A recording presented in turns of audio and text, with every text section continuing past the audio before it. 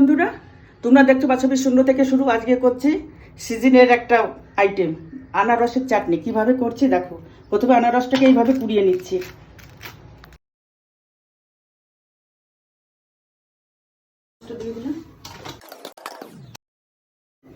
খেজুর, কিশমিশ, কাজু দিয়ে দিলাম।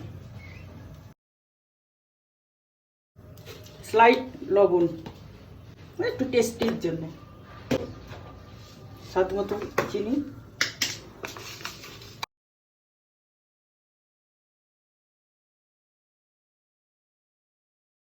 ফিরে এসেছি, এই দেখো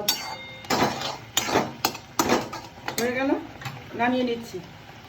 এটা বাচ্চাদের না, তোমরা পাউরুটির সঙ্গে জ্যামের মতন ইউজ করতে পারো, খুব সুন্দর লাগে, টেস্টি।